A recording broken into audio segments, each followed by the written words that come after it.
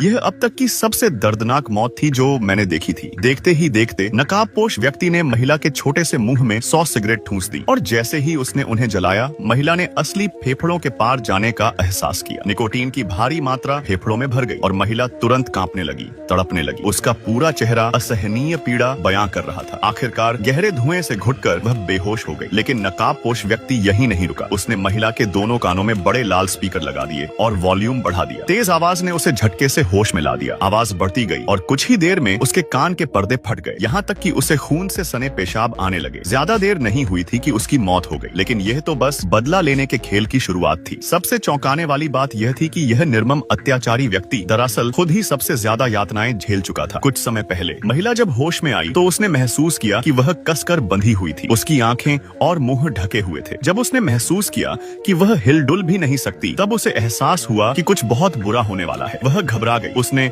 खुद को छुड़ाने की पूरी कोशिश की, लेकिन बेकार। उसे जल्द ही समझ में आ गया कि वह अकेली नहीं है। उसके आसपास और भी लोग थे जो बंधे हुए थे और छटपटा रहे थे। तभी पास में किसी के कदमों की गूंज सुनाई दी। सभी का दिल एकदम तेज धड़कने लगा। वे चिल्लाना चाहते थे, कुछ पूछना चाहते थे, लेकिन उनके मुंह कपड़े से बंद थे। तभी नकाबपोश व्यक्ति ने 100,000 वोल्ट का इलेक्ट्रिक डिवाइस निकाला। बिजली के झटके की आवाज सुनते ही सभी कैदियों के रोंगटे खड़े हो गए। अंधे होने की वजह से उनका डर और भी बढ़ गया था। नकाबपोश व्यक्ति ने धीरे से इलेक्ट्रिक डिवाइस लोहे के फ्रेम पर रख दिया, जिस पर 6 लोग बंधे हुए थे। अगले ही पल भयानक चीखों से पूरा कमरा गूंज उठा। उनके शरीर बुरी तरह कांपने लगे। बिजली की तीव्रता से उनके पैरों से धुआं निकलने लगा। जब झटके बंद हुए तो नकाबपोश व्यक्ति ने उनकी आंखों से पट्टियां हटा दी। फिर उसने एक लाल रंग का कागज निकाला। चलते हुए नकाबपोश व्यक्ति ने ऐलान किया कि वे सभी घोर अपराधी हैं। उन्हें यहाँ लाने का मकसद यही था कि वे अपने कर्मों की सजा भुगतें। लेकिन अगर वे अपने किए गए पापों को स्वीकार कर सच्चे दिल से प्रायश्चित करें तो उन्हें जीवित जाने दिया जाएगा, अन्यथा उनकी किस्मत में सिर्फ एक ही अंजाम लिखा है, मौत। इसके बाद नकाबपोश व्यक्ति ने पूरे कमरे में घना धुआं छोड़ दिया, जिससे सभी बेहोश हो गए। जब उन्होंने दोबारा आंखें खोली तो पाया कि उनके मुंह से कपड़ा हटा दिया गया था। यही देखते ही छोटी नाम का व्यक्ति गुस्से से आग बबूला हो गया। उसने नकाबपोश व्यक्ति को गालियां देते हुए ललकारा, अगर हिम्मत है तो सामने आ। और अगले ही पल नकाबपोश सच में उसके सामने आ गया और चुप रहने का आदेश दिया। अब छोटे को समझ आ गया कि ये बंदा सच में खतरनाक है, लेकिन जाने कहां से उसमें दोबारा हिम्मत आ गई और उसने फिर से एक गाली दे दी। तुरंत उसे हजारों वोल्ट का करंट झटका दे दिया गया। इतना ही नहीं, बाकी लोग भी इस झटके की चपेट में आ गए। छोटे तुरंत बेहोश हो गया और बाकी लोग भी लगभग चेतना खो बैठे। लेकिन नकाबपोश उन्हें एक पल भी चैन नहीं देना चाहता था। उसने सबको साफ कह दिया, अगर जिंदा रहना चाहते हो तो अपने सबसे बड़े पाप कबूल करो, वरना तुम्हें तड़पाकर मारने के 100 तरीके हैं। अब सभी पूरी तरह डर गए। जान बचाने के लिए वे तुरंत अपने अपने पाप बताने लगे। छोटी ने माना कि वह पैसों के लिए अमीर लोगों को बहकाती थी, हर रात अलग अलग तरह के खेल खेलती थी।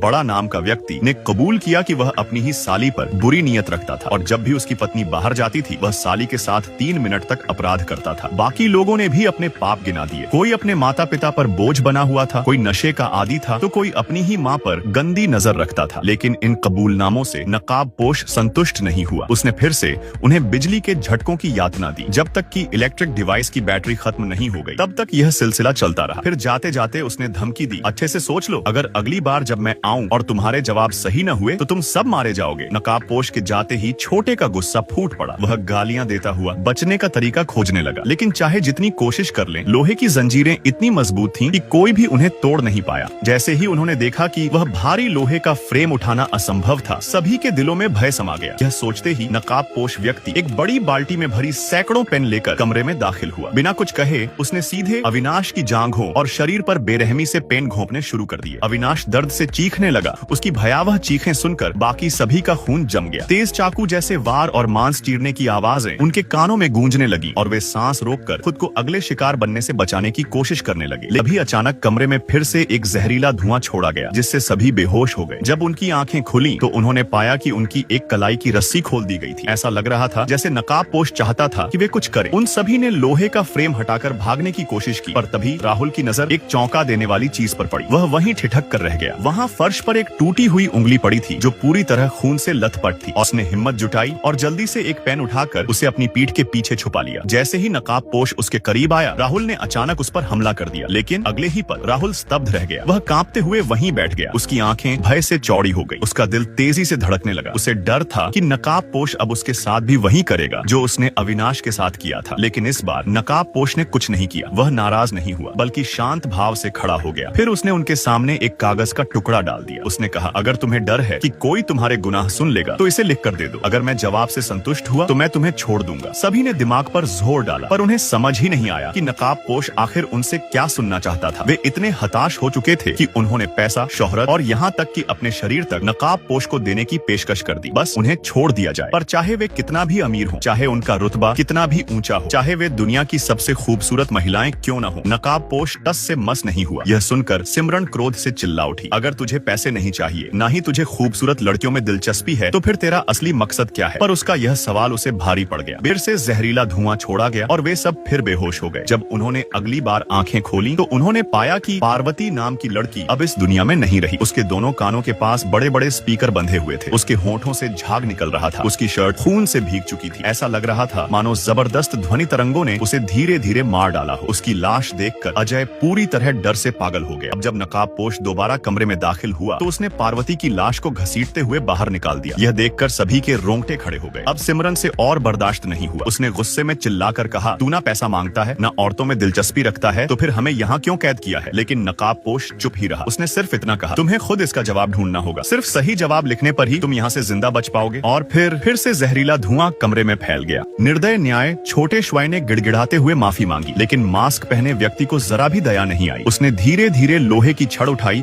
और पूरी ताकत से उसके सिर पर दे मारी। यह दृश्य देखकर बूढ़े वांग की रूह कांप उठी। वह बुरी तरह से कांपते हुए बैठा रहा, यह सोचने में असमर्थ कि अब क्या किया जाए। इस बार अगला शिकार आजैन थी, लेकिन जैसे ही मास्क वाला उसके पास पहुंचा, कुछ चौंकाने वाला हुआ। उसके गले के कॉलर में अचानक जबरदस्त बिजली दौड़ी, जिससे वह दर्द से जमीन पर गिर पड़ा और झटकों के साथ मर गया। बूढ़े वांग ने पहले उसे पैर से ठोकर मारी, यह देखने के लिए कि वह सच में मर चुका है या नहीं। फिर हिम्मत जुटाकर उसका मास्क हटाया और जो देखा उससे उसकी रूह उड़ गई। मास्क के पीछे कोई और नहीं बल्कि उसका पुराना स्कूल दोस्त था, लेकिन उसके होठों पर जोरदार गोंद चिपका हुआ था और उसकी आंखों में गहरा डर झलक रहा था, जैसे किसी ने उसे इस नरसंहार के लिए मजबूर किया हो। बूढ़े वांग पूरी तरह स्तब्ध था। मास्क वाला मर चुका था, वह बच चुका था। उसे राहत महसूस होनी चाहिए थी, लेकिन उसके दोस्त की डरी हुई आंखें और हाथ में पकड़ी तस्वीर किसी भयानक साजिश की ओर इशारा कर रही थी। लेकिन अब सोचने का समय नहीं था, बचने का था। वह हथकड़ी तोड़ने के लिए लोहे के रॉड से प्रहार करने लगा। तभी आजैन को मोमबत्ती में एक चाबी दिखी। वह तुरंत मोमबत्ती बुझाने लगी, लेकिन जल्दबाजी में चाबी दूर जा गिरी। शुक्र था कि आजैन पास में ही थी। उसने चाबी उठा ली और अपनी हथकड़ी खोल ली। बूढ़े वांग भी बेसब्री से अपनी बारी का इंतजार करने लगा, लेकिन तभी आजैन के चेहरे पर एक अजीब सी मुस्कान आई और जैसे ही उसने बूढ़े वांग की ओर देखा, पूरी सच्चाई उजागर हो गई। असली साजिशकर्ता कौन था? यह घातक न्याय किसी और का नहीं, आजैन का ही रचा हुआ खेल था। 10 साल पहले जब वह एक खूबसूरत किशोरी थी तो उसने बूढ़े वांग से अपना प्यार जताया, लेकिन उसने न केवल उसका मजाक उड़ाया बल्कि पूरी स्कूल में यह झूठ फैला दिया कि आजैन एक चरित्रहीन लड़की है जो लड़कों को फंसाती है। धीरे धीरे यह झूठ एक भयानक बुलिंग में बदल गया। स्कूल के कई लड़कों ने आजैन को सताया, प्रताड़ित किया, जिनमें छोटी मेई, क्वेई हुआ, छोटे श्वाई, आवेई और मास्क वाला दोस्त सबसे आगे थे। वह दर्द, वह अपमान, वह क्रूरता आजैन ने अपने भीतर जमा कर ली और उसने ठान लिया कि एक दिन वह इस अन्याय का बदला लेगी। आज उसकी बदला लेने की योजना पूरी हो चुकी थी। अंतिम न्याय, बूढ़े वांग ने रोते हुए माफी मांगी, लेकिन आजैन की आंखों में कोई दया नहीं थी। उसने एक बिजली का स्विच दबाया और बूढ़े वांग